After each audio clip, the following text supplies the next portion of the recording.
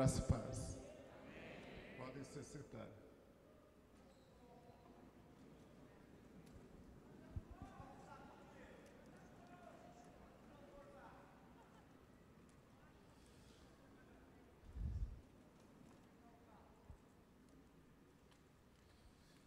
Quanta graça de Deus.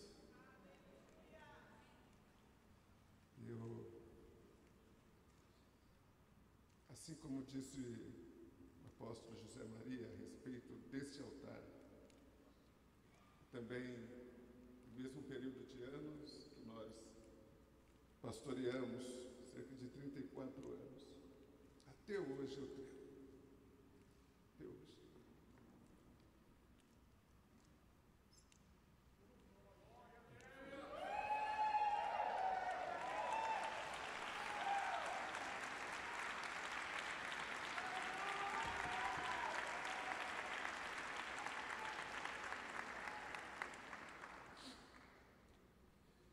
Até hoje a palavra me impressiona. Até hoje ela fala comigo.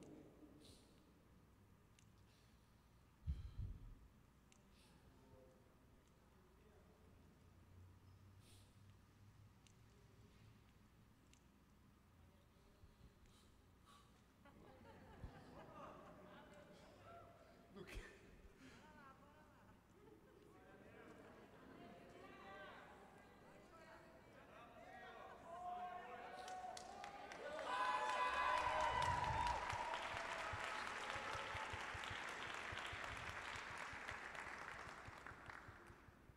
Há uma unção neste altar. Graças a Deus. Louvado seja Deus. Uma unção. Ok.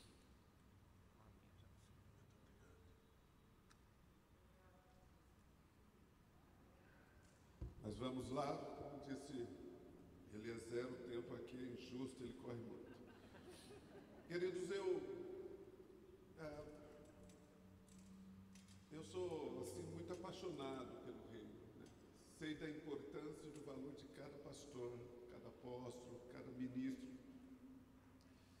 E sei o quanto nós, como pastores, precisamos ser cuidados.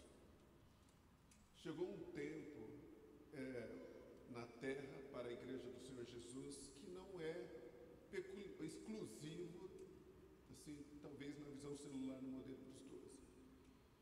Mas Deus resolveu cuidar dos seus pastores e gerando no coração de líderes essa necessidade de cuidar de pastores. Alguns já têm me ouvido dizer o seguinte: nós não perdemos a natureza de ovelha, continuamos sendo ovelhas. Então eu sinto-me bastante honrado de participar deste evento. Eu queria simplesmente participar. Desde a elaboração, conversando com o apóstolo Fábio, com os colegas que estavam lá, apóstolo Reinaldo, apóstolo Eliezer, apóstolo Tiago, e nós ficamos aqui na sala reunidos e na expectativa do que Deus estava plantando no nosso coração. Então o tema, os assuntos foram surgindo de um bate-papo, de uma troca de percepções no ministério, de sentimentos, e aí foram surgindo, à medida que íamos conversando, o apóstolo Fábio ia fazendo alguns registros, e assim nasceu o SL 23 deste ano. E minha alegria é estar aqui. Tem a equipe de 12 da minha regional, dos pastores, Igreja de Aliança, Igreja Local. Eles sabem a paixão que eu falo dos eventos que acontecem na nossa regional. E insisti, cobrei deles que estivessem aqui, porque sei que sairemos daqui impactados. Isso não é obra do acaso e nem nasceu de vontade humana, mas se mover do Espírito Santo para essa grande colheita que virá.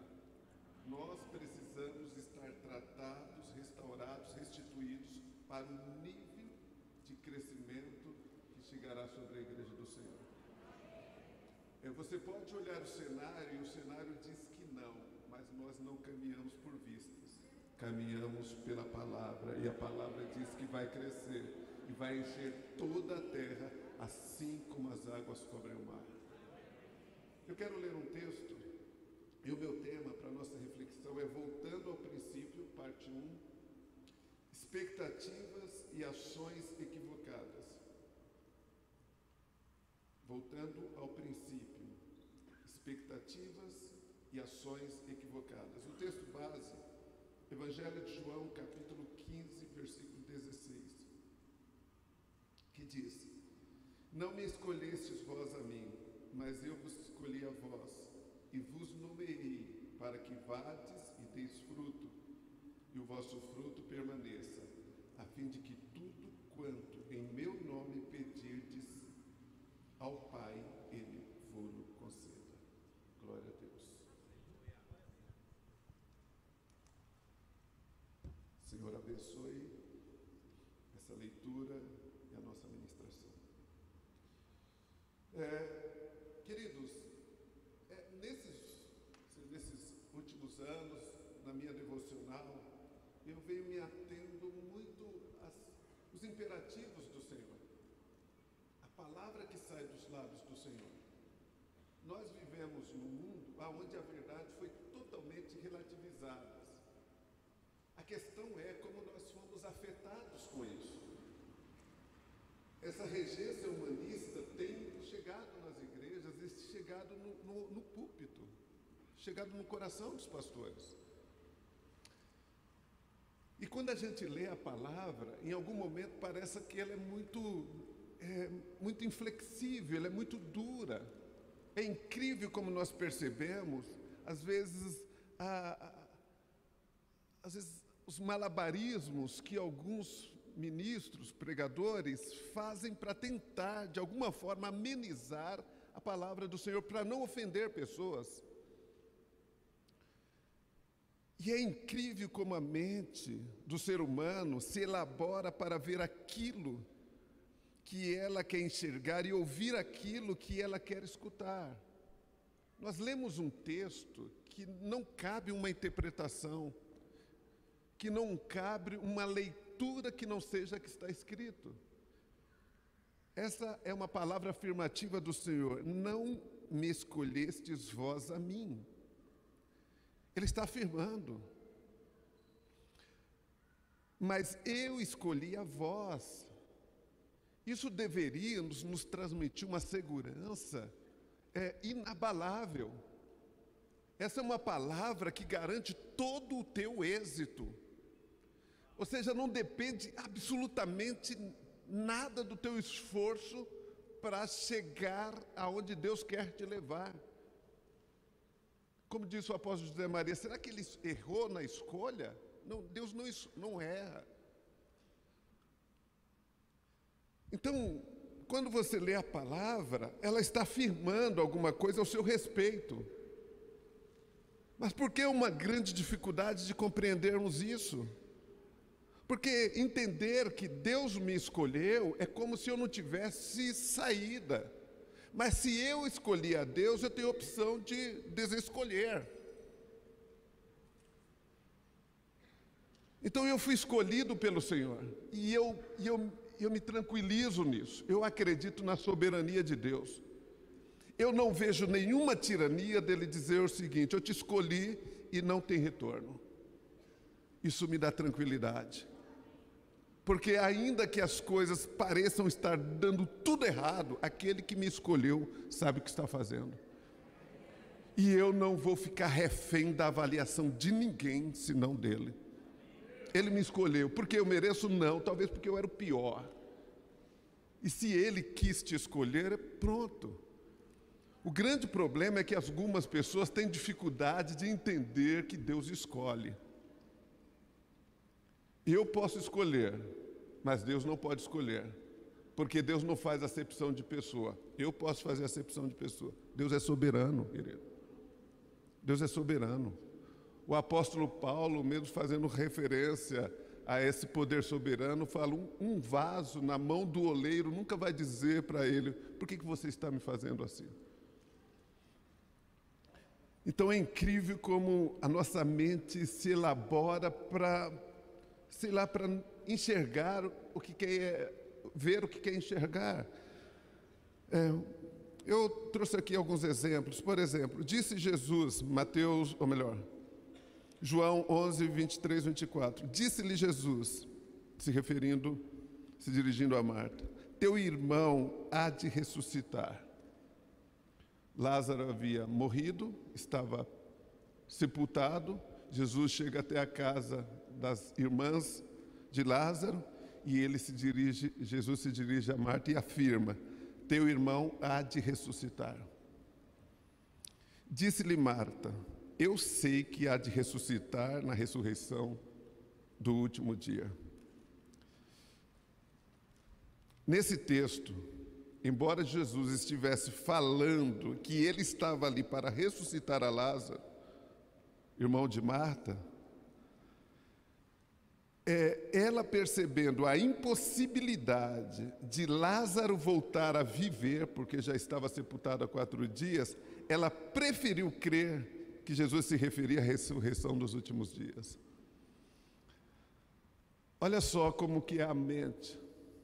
Jesus Cristo falou, o teu irmão há de ressuscitar. Eu vim aqui para ressuscitar o teu irmão. Ela prefere acreditar, falando, não, eu conheço essa doutrina, que todos vão ressuscitar no último dia. Um outro exemplo, querido,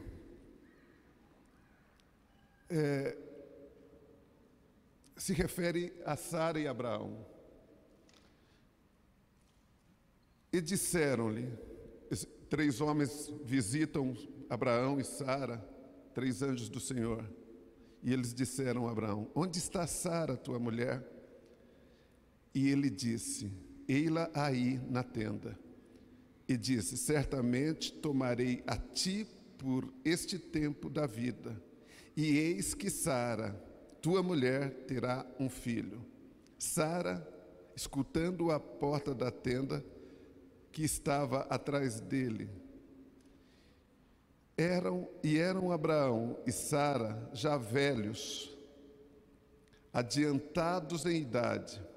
Já Sara havia cessado o costume das mulheres. Assim, pois, riu-se Sara consigo. Nós oramos tanto por um sobrenatural e para que Deus fale conosco, mas quando Ele fala, a gente não acredita. Sara olhou para as impossibilidades. Talvez essa risada fosse sarcástica. E neste caso, eu penso que a voz da razão falou mais alto do que a voz da fé. Talvez um grande desafio de nós pastores é tentarmos compreender Deus pela perspectiva da fé. Porque tudo parece que deve passar pelo crivo da razão. E tanto Sara quanto Marta ouviram do Senhor afirmações. Um ouviu que seu irmão haveria de ressuscitar. A outra ouviu que ela seria mãe. Então você percebe que às vezes o maior conflito não está fora de você, está dentro de você. E muitas palavras proféticas foram liberadas sobre a igreja, sobre o ministério, sobre a sua vida, sobre a sua casa, sobre a sua família. Porém, é possível que algumas delas deixaram de se cumprir porque você não a entendeu ou teve dificuldades de crer diante do momento em que você estava vivendo. Então, existem alguns padrões de comunicação dentro de nós que limitam o nosso conhecimento de Deus e compreender o que Deus está falando. Quando nós olhamos para a igreja, quando nós olhamos para os moveres do Senhor, nós sentimos, nós percebemos, e nós somos tocados por uma sensação maravilhosa do Espírito Santo no nosso espírito. Mas passado algum tempo, essas coisas escapolem e a gente não consegue sustentar e dar prosseguimento, porque existe uma mente que entra e quer de alguma forma nos limitar no processo de êxito, de crescimento que o Senhor tem para as nossas vidas. Então, tudo isso, de alguma forma, creio eu, que dificulta o nosso desatar no Senhor. Graças a Deus que eu estou envelhecendo e estou amadurecendo. Eu vi um pensador dizendo para o jovem: envelheçam, mas não no sentido de ficar arcaico, como quem está dizendo: viva, você vai ficar melhor, você vai compreender melhor. Até porque tem adultos que decidiram não envelhecer e não crescer. Então a ordem é: envelheçam, desfrute dessa fase que Deus proporcionou para nós, que ela é maravilhosa. Pena que ela já é a ponta da curva, quando a gente está ficando melhor. Então, algo extraordinário. Então, quando eu por exemplo, eu aprendi muito, e na vibe daqueles que estão assim, bombando, eu celebro isso. Eu me alegro com os amigos aqui, com os pastores, nós somos amigos em alguns casos, né, com alguns colegas, até de comer alguns espetinhos de rua, né, porque nem todos têm coragem. Mas quando eu os ouço no altar com o microfone, é como se fosse a boca de Deus falando. Eu tenho uma alegria de fazer isso, de separar, sabe, a unção, né? Não deixar que a unção sobre ele seja comprometido pelo nosso relacionamento muito próximo. Os moveres, queridos, eles são flexíveis, porém os princípios não são. Provérbios 22, 28 diz: não remova os marcos antigos que os seus pais colocaram. Eu fui achado por Jesus no ano de 1982. Vivi 2 moveres de avivamento. Nasci espiritualmente em meio a um grande avivamento. Eu me converti no ano de 82. O Brasil foi visitado por um avivamento extraordinário do Espírito Santo. As igrejas históricas começaram a ser movidas e sacudidas por um poder sobrenatural.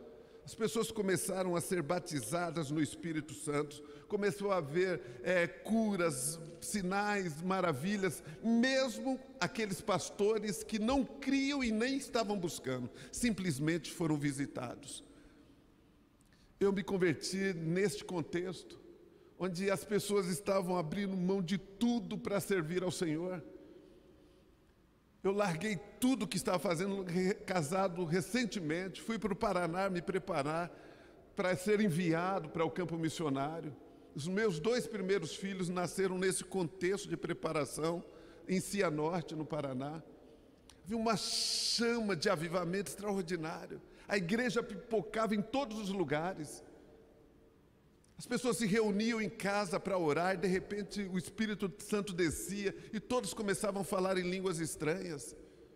E houve um crescimento extraordinário. Mas com o passar do tempo, esse mover foi institucionalizado e foi colocado numa caixa. Então criou-se as igrejas, por exemplo, pentecostais. Então, quando foi para a placa, institucionalizou o mover do Espírito Santo. E já vivendo esse declínio desse fervor, eu também já em crise, como alguns colegas o apóstolo Zé Maria mencionou aqui, eu já estava em crise querendo abandonar o ministério. Quando eu conheci o apóstolo Fábio Abud, fui apresentado pelo pastor Marco Aurélio Cunha, que foi uma pessoa que eu batizei, acho que no ano de 98, 90, está aqui, Marco Aurélio e Miriam. E eu havia, assim, estava pastoreando uma igreja presbiteriana e conheci um tal de encontro com Deus. Passei pelo encontro com Deus no Paraná. Eu voltei de lá extremamente animado, querendo revolucionar a igreja. Pensa, você teve uma experiência e volta na igreja, e você fala, eles não entendem o que você está falando. Então eu entendi que eu precisava levá-los. Então aluguei 2 ônibus, foram para o Paraná passar um encontro com Deus. E aí eles voltaram incendiados. Com menos de 3 meses, saímos do templo local que cabia 120 pessoas e fomos para um lugar, em 1 ano, em 9 meses nós fizemos 9 batismos. Foi de 120 para 400 discípulos. Sim, rapidamente. Só que eu não tinha um mentor. Mesmo com esse crescimento, eu estava em crise. E aí eu encontrei o pastor Marco Aurélio numa lista telefônica, porque nós havíamos nos distanciado. Encontrei a sua empresa, liguei para ele, ele falou: França, agora eu sou pastor. Eu falei: que legal, vem pregar na minha igreja. Foi ele, Miriam e o Gustavo, que era pequenininho. Ele foi lá, ministrou, depois ficamos um pouquinho conversando. Ele falou: França, se você quiser eu te apresento para o meu pastor, o apóstolo Fábio. Já pensou? Ele me apresentar para aquele que roubou o meu discípulo?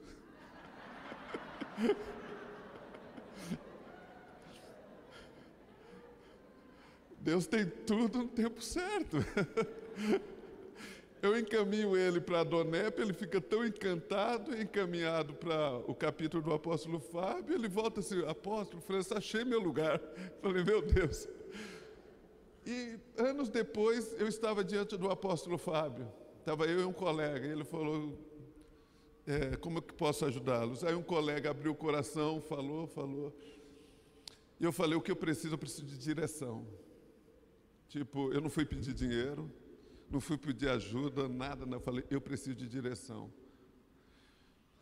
E ele falou o seguinte: olha, vai ter o reencontro daqui 15 dias mais ou menos. Aí fomos no reencontro.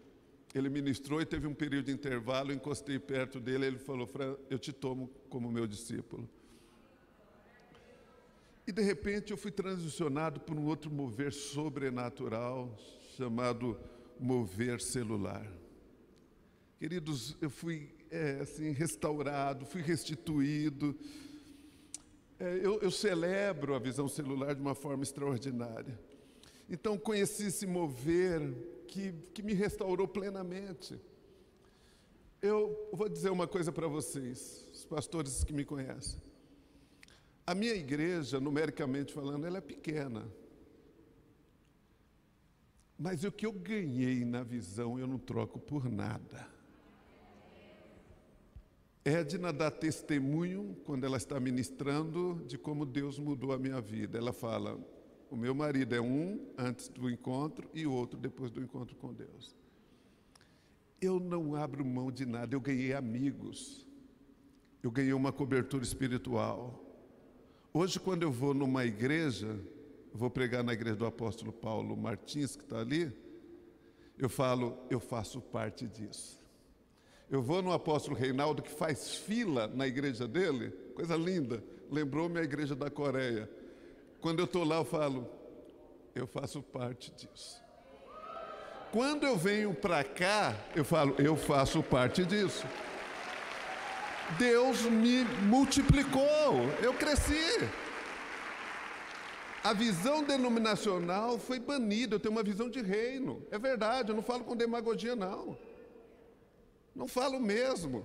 Quando eu chego, vou na igreja de algum amigo, é verdade, isso eu digo para mim mesmo: você faz parte disso. Quando eu vou a Manaus, eu olho tudo aquilo e falo: obrigado, Senhor, eu faço parte disso. Quando eu fui a Jerusalém, já fomos 3 vezes, quando a gente está lá no deserto, as nações reunidas, e eu falo: você faz parte disso. Glória a Deus. Veja o quanto você é importante, você não está sozinho. A visão trouxe, de fato, a visão trouxe muito som. Gente, é verdade que quando a visão chegou, porque tudo que é novo choca, assim como o avivamento que eu vivi chocou também. Pastores foram expulsos das suas denominações por terem recebido o Espírito Santo. Na visão celular, pastores foram expulsos por terem abraçado esse mover. Deixa eu dizer uma coisa: haviam muitas igrejas dispersas, pequenas, muitos pastores caminhando sozinhos. As denominações dão suporte para os seus membros ali, mas as igrejas autônomas estavam sozinhos. A visão celular acolheu todas essas igrejas, todos esses líderes, você não está mais sozinho. Você não anda sozinho.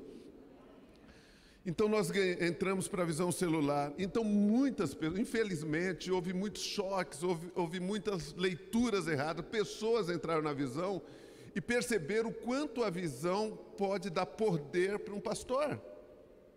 Porque se você faz uma equipe de discípulo, né, os discípulos aprendem a te respeitar, a te honrar. Se o camarada tiver uma má intenção, ele manipula. E faz com que essas pessoas comecem a trabalhar em detrimento dele. Entraram muitos lobos vestidos de pastores para tentar minar a visão. A visão celular é extraordinária, até porque ela é bíblica. Não poucos alimentaram expectativas além das propostas nas colunas da visão: ganhar, consolidar, discipular e enviar. Diante de alguns testemunhos e ministrações de êxito de alguns líderes, muitos entenderam que um crescimento viria num toque de mágica.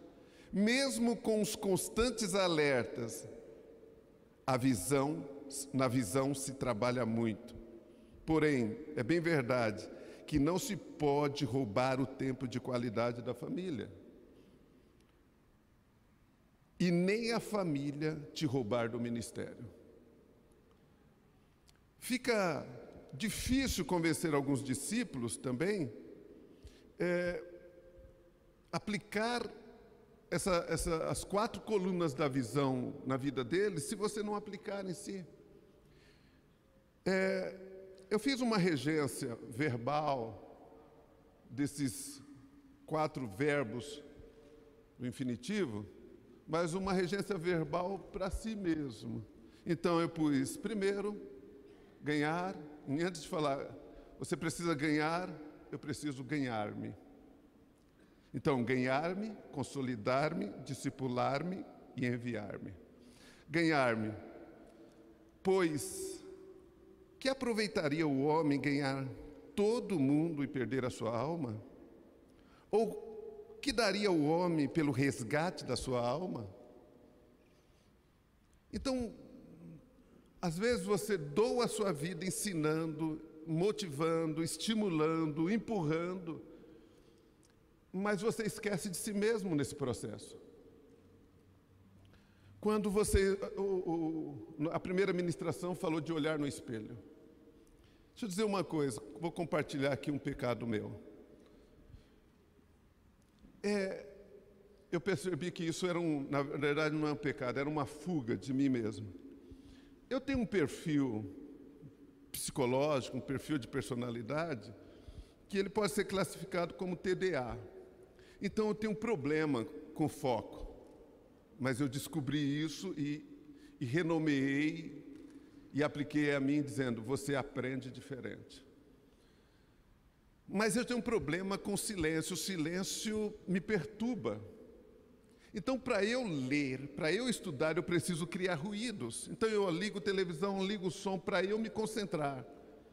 E sempre justifiquei esse fenômeno, assim, como é que se concentra em meio a tanto barulho? E eu descobri o seguinte: por que eu prefiro isso? Porque o silêncio me coloca em contato comigo mesmo. E tem áreas da minha vida que eu não tinha estrutura para aceitar e para ouvir. Então, enquanto eu estou projetado para fora, eu justifico a minha ausência para mim mesmo. Queridos, ouvi isso. Quem pontuou isso para mim foi Deus.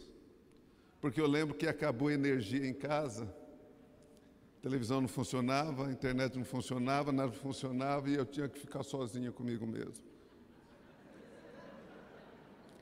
E eu descobri que era uma fuga de mim mesmo. Como é que estão os seus pensamentos? Quais são as suas reais motivações? O que te trouxe aqui neste dia? Consolidar-me.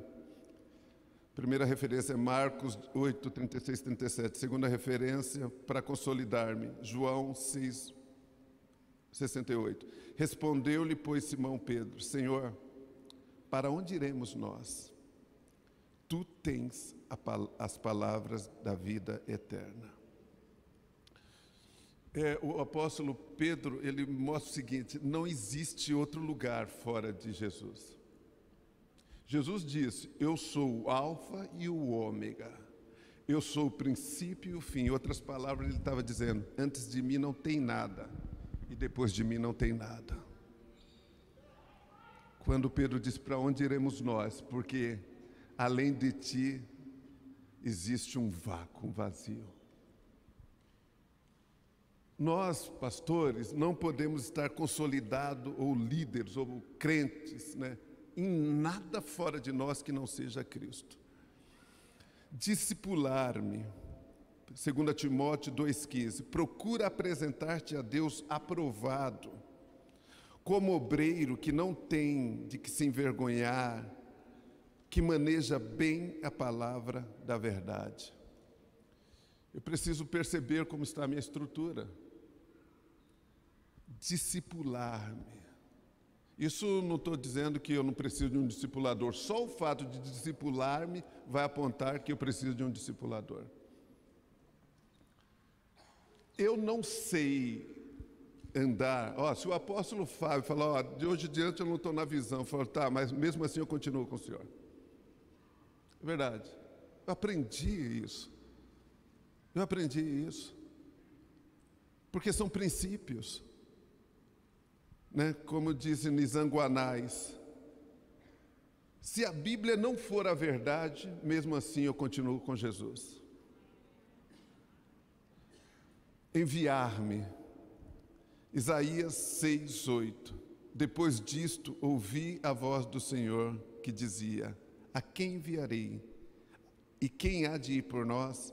Então disse eu: eis-me aqui, envia-me a mim. Então eu penso que antes de aplicar a visão nos outros, eu preciso aplicá-la em mim. Queridos, isso não pode ser uma retórica. Talvez é quando você tem um insight, é quando a ficha cai, você percebe que precisa aplicar isso em você. E que a motivação no seu ministério, ela é resultado de uma ação divina em você. Não é algo que você construiu fora, não é algo que você adquiriu, mas é algo que foi plantado dentro de você. A visão tem um modelo, o modelo dos 12. E a proposta da visão está fundamentada na Bíblia. Sendo assim, a proposta é de Deus. Se não fizermos conforme o modelo, certamente não colheremos os resultados desejados. Algumas pessoas desistiram da equipe de 12. É porque pessoas falharam. Como nós ouvimos aqui, as pessoas que nos fazem crescer, que nos fazem orar, que nos fazem vigiar a nós mesmos, são aquelas que de alguma forma geram uma resistência em relação a nós. Mas eu aprendi a caminhar em equipe. A visão celular modelo dos 12 é uma visão bíblica.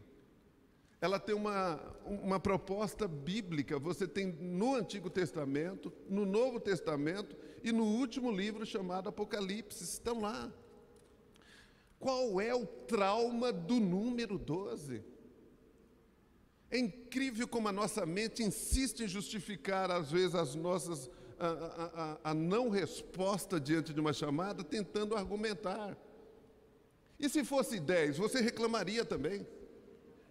E se fosse 15, você reclamaria. A grande dificuldade é acatar aquilo que o Senhor propõe. Ações equivocadas na aplicação da visão no seu ministério. Uma coisa eu aprendi: a paciência é um remédio amargo que nos protege de muitas decepções. As pessoas às vezes já se dirigiram a mim falando: nossa, apóstolo, o senhor é uma pessoa tão calma, tão tranquila. Eu falei: você está enganado, eu não sou. Eu sou uma pessoa que me contém. Bom, Edna que diga, eu nunca gritei com ela nada, mas eu falo: Edna, eu preciso sair, eu não estou legal. E eu trabalho isso em mim. Porque, para mim, para uma pessoa que tem problema com foco, ouvir alguém dizer assim, espera um pouco, isso é um tormento, querido.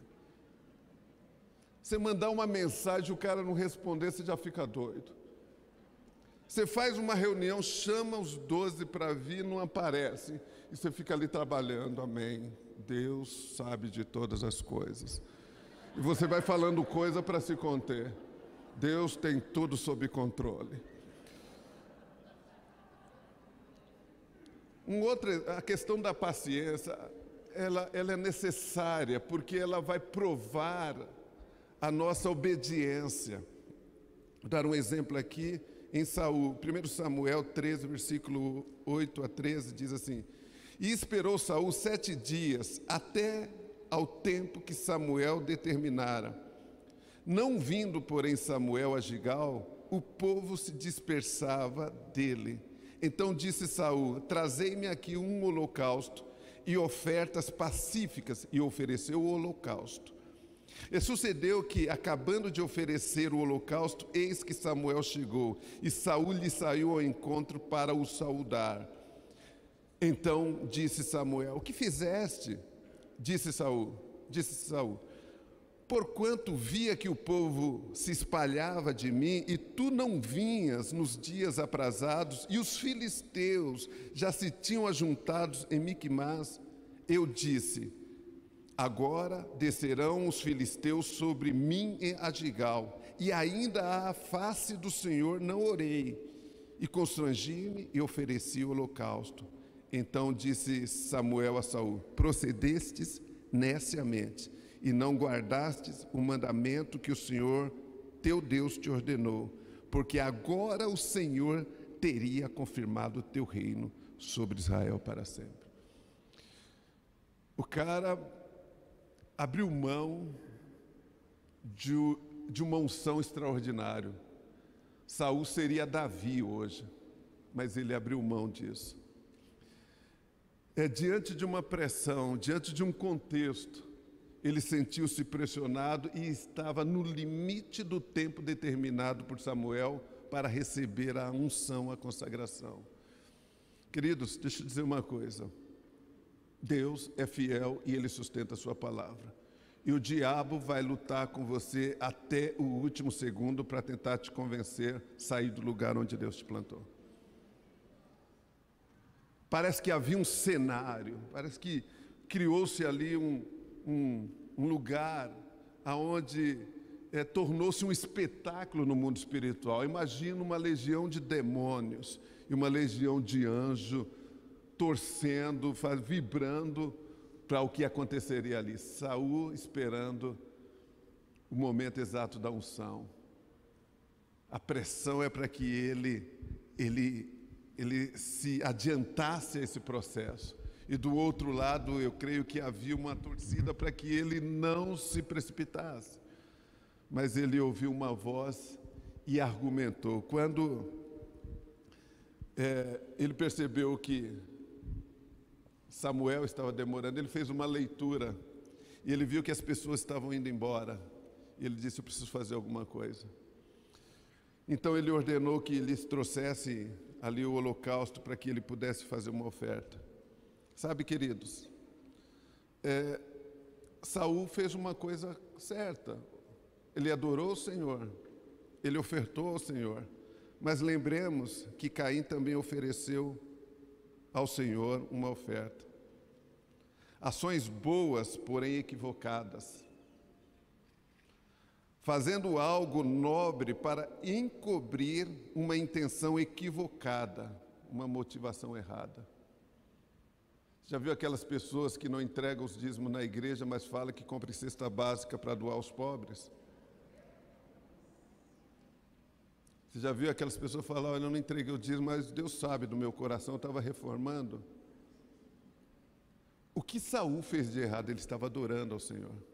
Eu vi uma frase que eu não esqueço. Tem gente que acha que amar os pobres é melhor do que adorar a Jesus. Qual foi o evento que vem à nossa mente? Você percebe que existem muitos erros nossos que são cobertos por atos nobres? Você já Você tem um pastor, você obedece ao seu pastor, você tem um líder. Queridos, todo líder é líder. E ele precisa ser muito nobre se trabalhar para ter alguém acima dele. E ele tem que consultar. Ele sabe o que tem que fazer, ele tem tudo desenhado. E ele vai consultar o líder. Ele tem que estar disposto a ouvir do líder. E aí o líder fala, não, eu acho que é melhor você esperar. Bom, eu trabalho sempre isso em mim. Algumas vezes pedi para o apóstolo Fábio alguma coisa, eu, por último, estava demorando o SL para vir, estava igual Saul aqui.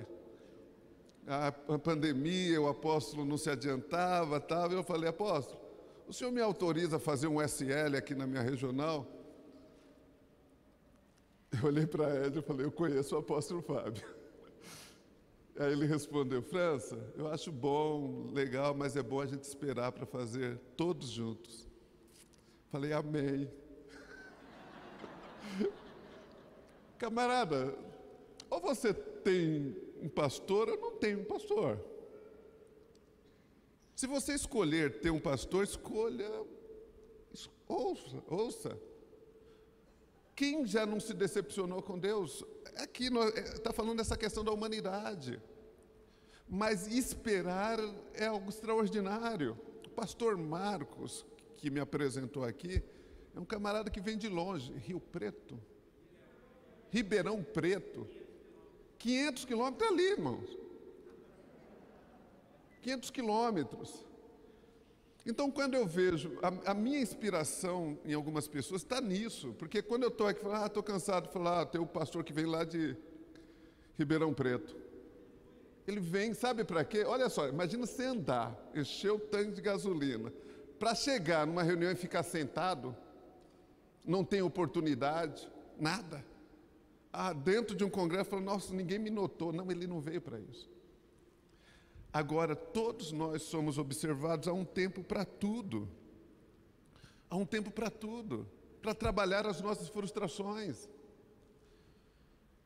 Um outro exemplo aqui, queridos, deixa eu continuar aqui nessa reflexão, logo eu termino. Nossa, é verdade, o tempo aqui voa. E o apóstolo Fábio está aqui, ó. Não precisa nem a placa. Quem já conversa olho a olho com o pai, você já sabe.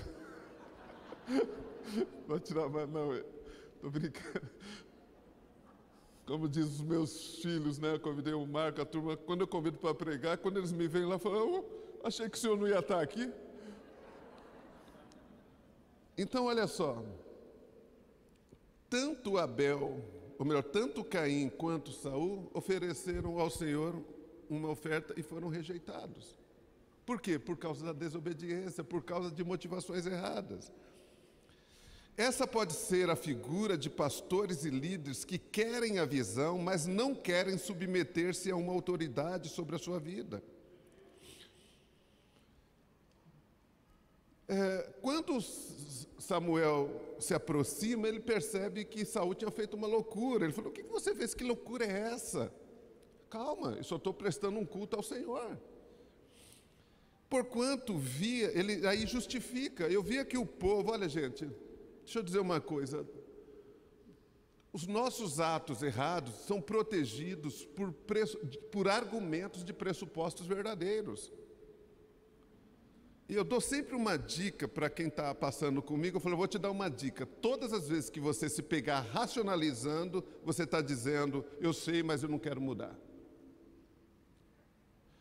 Ele só perguntou, o que você fez? Ele já veio com argumentos, dizendo, porquanto via que o povo se espalhava de mim, e tu não vinhas, nos dias aprazados, e os filisteus estão me pressionando, Miquimás, então foi por isso. Então, pessoas que não admitem seus erros, racionalizam e são incorrigíveis.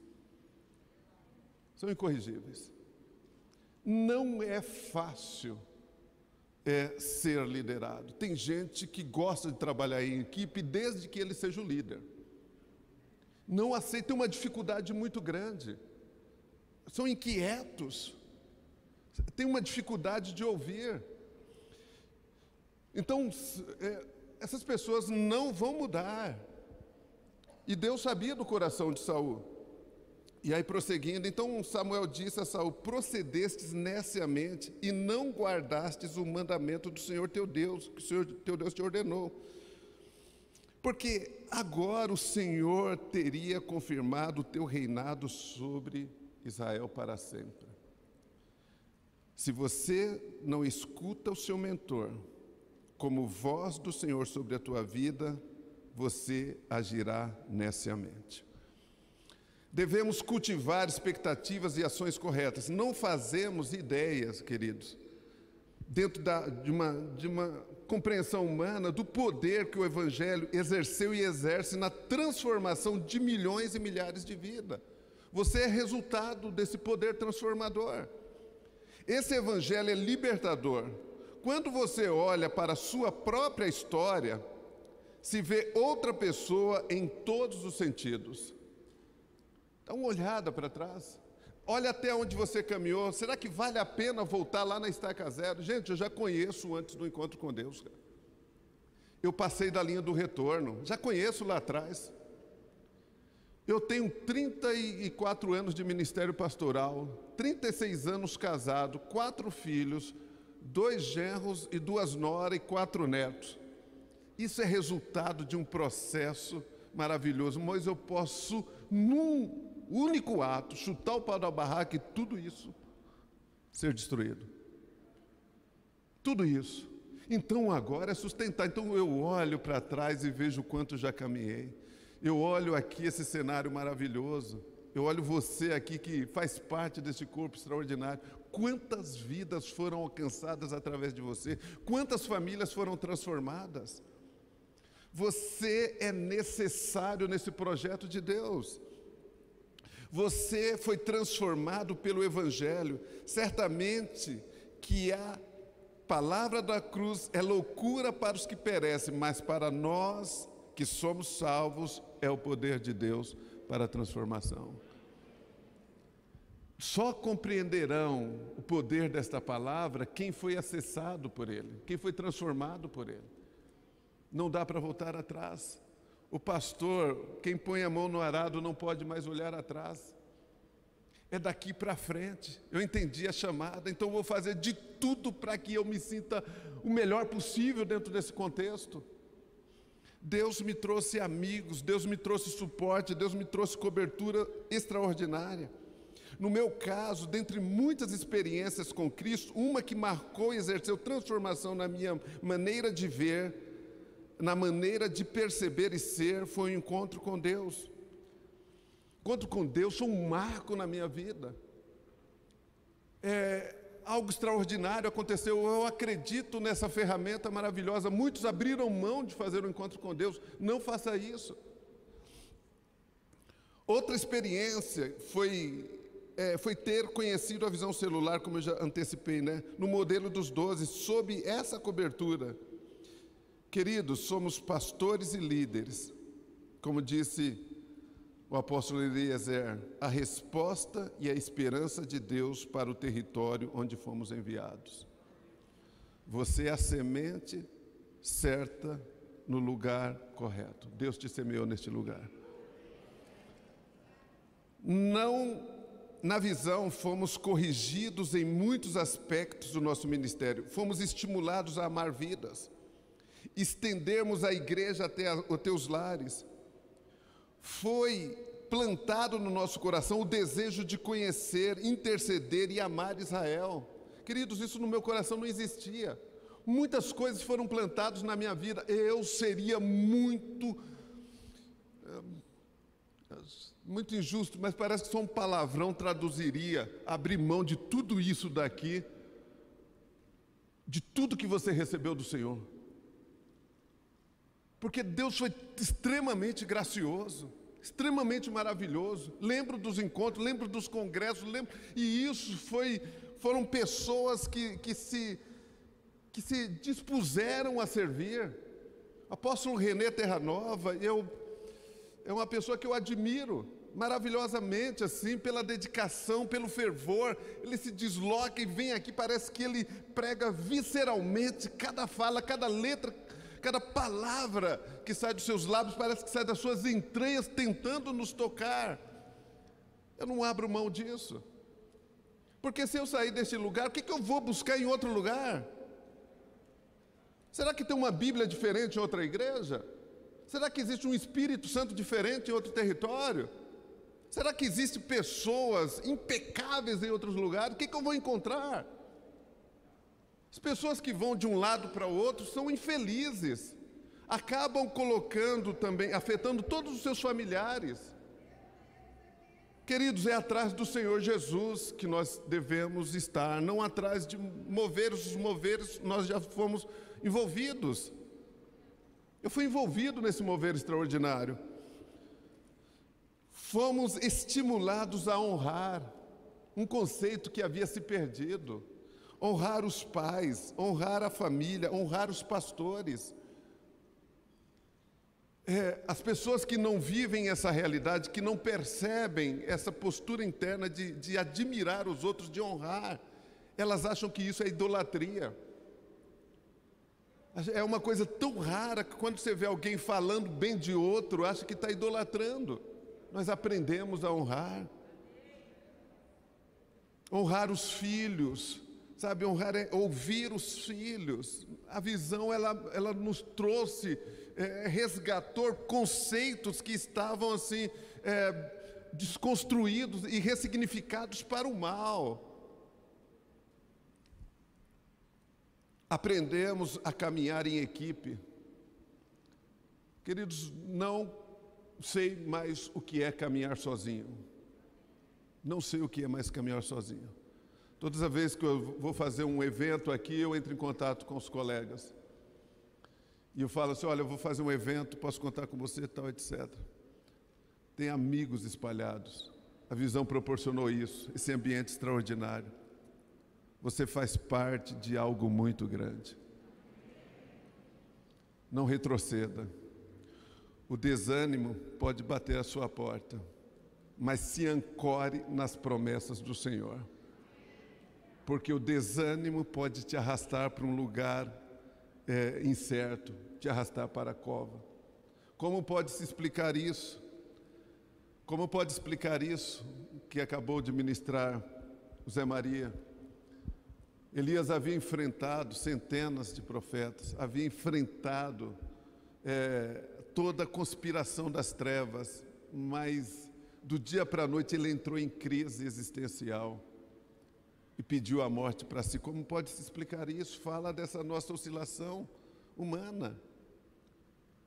E Deus compreende isso, mas nós precisamos de alguém que estenda as suas mãos para nos tirar do lugar onde estamos presos. Algumas situações adversas podem nos arrancar de um lugar assim, desejável e nos levar para um lugar indesejável. E o pior, você sentir o desejo de nunca mais querer sair daquele lugar. Nós, pastores, somos os olhos pelos quais as ovelhas enxergam a igreja. Nós, pastores, somos os ouvidos pelos quais a igreja escuta a voz de Deus. Mas se o pastor perder a visão, se o pastor perder a audição, seremos como Eli. Não somente se perdeu, mas como pôs Israel à perdição. Há uma geração sob seus cuidados, não só os que estão presentes, mas a geração que está chegando. Aprendemos a praticar o perdão, pois fomos perdoados. E não perdão de boca, mas um perdão real mesmo. A cura nos proporcionou isso. Fomos curados e libertos pelo favor do Rei, pois ninguém pode tirar ou arrancar alguma coisa do nosso caráter sem a ajuda do Senhor. Amados, fomos gerados em Cristo Jesus para pregar boas novas e dar esperança aos perdidos. A igreja é a última esperança da humanidade. Não existe outro lugar.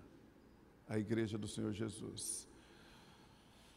Para encerrar, quero fazer a citação da fala de um apóstolo, de um conferencista chamado Tom Jones, que ministrou recentemente numa conferência chamada A Voz dos Apóstolos. Ele fala sobre 3 tipos de chamadas. Primeiro, aquelas que reconhecem o seu chamado e estão vivendo. Segundo, aquelas que não sabem exatamente o seu chamado, mas sentem que Deus as chamou. Terceiro, aquelas que sabem, mas ainda não conseguem viver o seu propósito.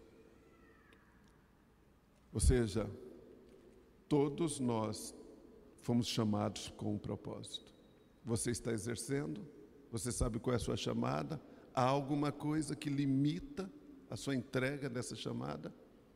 Mas deixa eu dizer uma coisa, talvez o que pode te assustar será difícil? Sim, não é fácil. Mas maior é o que está conosco do que o que está no mundo. Vamos aplaudir o Senhor?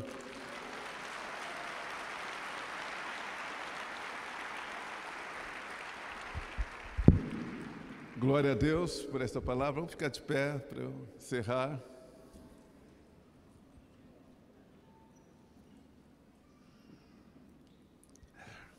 Glória a Deus.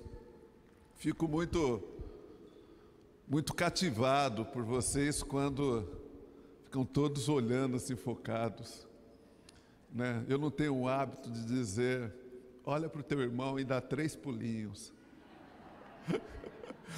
Diga para ele. Mas eu sei o quanto esta palavra, eu faço isso consciente de que eu preciso compartilhar o entendimento do Espírito Santo, né? Falei para o apóstolo Fábio, falei, apóstolo, meu estilo de ministração é mais reflexiva. Nós temos características ministeriais aqui.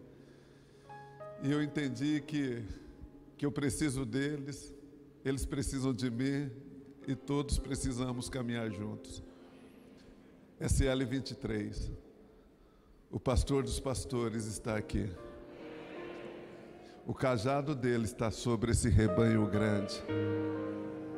O lobo está do lado de fora. Esse aprisco está protegido. Ele conhece a sua alma. Ele conhece as suas feridas. Algo extraordinário há de acontecer em 2022. Algo extraordinário. Também eu esperei bastante, né? Assim, quando eu vi os pastores, o apóstolo Reinaldo cantando essa história, outros subindo antes contando histórias. E passados-se quase 10 anos, eu estava num espaço físico fazendo a mesma oração.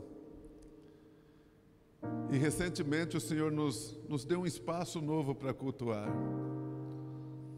O lugar que nós cultuávamos, onde a célula tornou-se uma igreja, ficamos lá 9 anos, entrando para o 10º ano.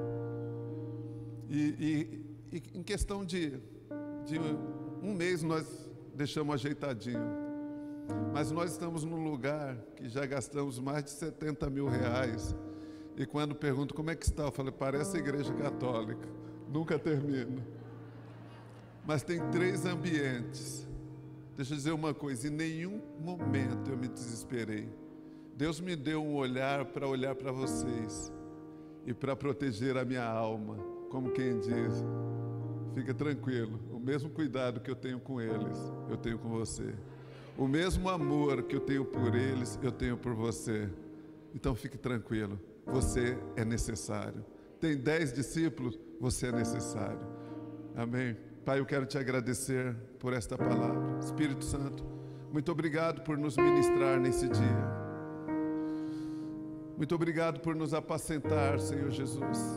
Muito obrigado, Senhor, por tanta palavra de amor, por tanta palavra, Senhor, de revelação nesse dia aqui. Te amo, Senhor, te amo. A Ti toda a honra, toda a glória e todo o louvor. Pai, eu te peço uma bênção especial sobre cada igreja aqui representada, sobre cada geografia. Sei que eles são necessários na geografia onde o Senhor os plantou. Sei que Tu não estás alheio, Senhor, à realidade de cada um deles, mas eles foram trazidos pelo Teu Espírito Santo para receber uma unção neste dia aqui. não sairemos da mesma maneira como entramos neste lugar. Sei que no encerramento deste evento, Senhor, será desatada uma unção sobre cada um de nós, e nós enxergaremos aquilo que estava limitado aos nossos olhos. Nós ouviremos a Tua voz como nunca ouvimos antes. Nós seremos visitados por uma paixão incontrolável pela pregação do Evangelho, Pai.